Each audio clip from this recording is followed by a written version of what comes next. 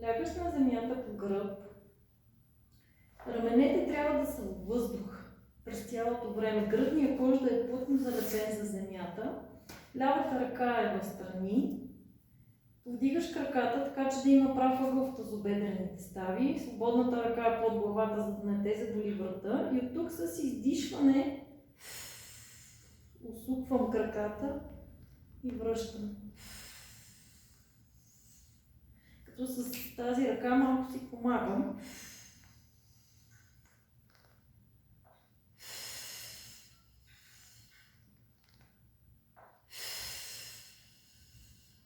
И след това правиш същото и на другата страна.